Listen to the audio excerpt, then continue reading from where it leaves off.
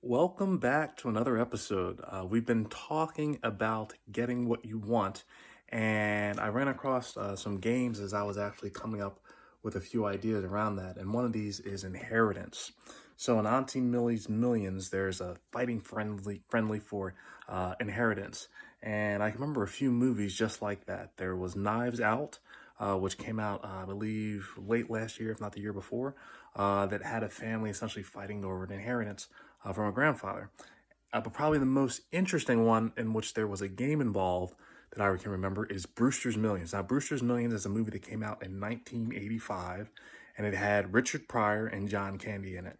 And what was interesting about that is Richard Pryor ends up being the sole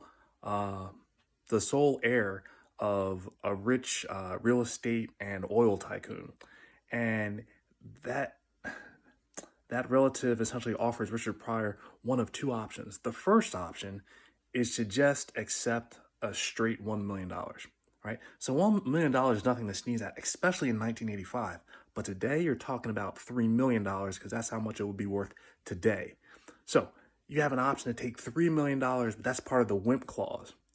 What the bigger opportunity was essentially spending $30 million, which in today's money would be $90 million in 30 days in order for a chance to essentially win $300 million, which in today's money would be $900 million.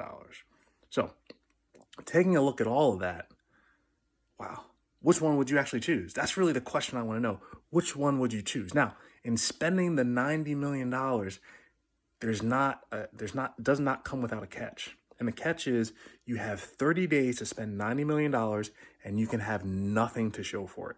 And there are some very, very specific rules. Now, don't have enough time to talk about each and every rule in this video, but would you accept that contest?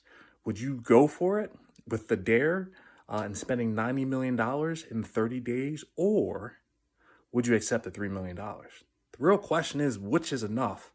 And, well, which one would you choose? So I'm really curious about that because I know, thinking about it myself, both would be very interesting experiences. But sometimes when you're looking at finance, it's not so much about the experience, it's about what you can do with the hand that you're actually dealt.